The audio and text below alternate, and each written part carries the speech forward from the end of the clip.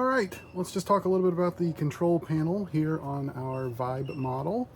So there is 3 slide outs on this model, and before you actually engage the slide outs, you need to do an inspection. You first want to have leveled your coach using our provided levelers if necessary.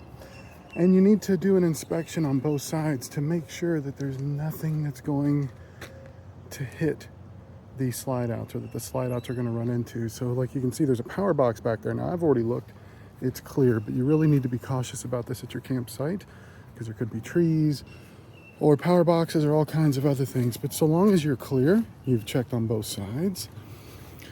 You also want to make sure that you've gone through the effort of chalking the tires.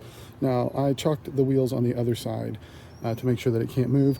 I've also disconnected my truck as you would have disconnected yours, and have leveled the front to back of the coach. You want to make sure that the coach is perfectly level before you put the slides out, otherwise it can put undue pressure on the slides and cause them to get jammed up.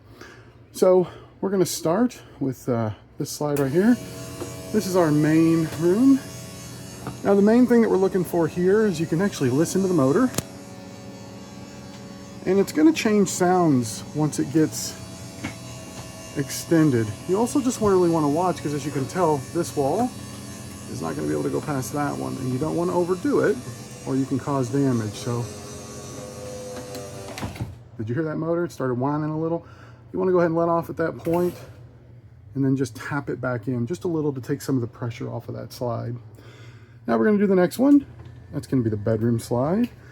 Again, I want to encourage you to just take a moment before you do the slide out and just look to make sure there's nothing in here that's stuck or is going to get in the way of the slides. So we'll watch this one. We can see the bed pulling out.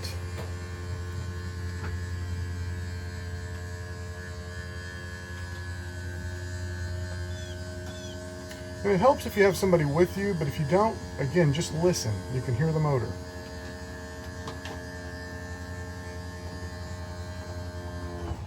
As soon as you hear that sound change, you want to let off that button and then just tap it in reverse. Go back in just a little bit to take the pressure off. And now we're going to do the slide for the bunk room. So again, you just want to go ahead and open that door, look, make sure there's nothing that's going to get stuck in between the surface that's opening. We typically do a really good job of making sure that these are clean before we give them to you. So it shouldn't be an issue, but better safe than sorry.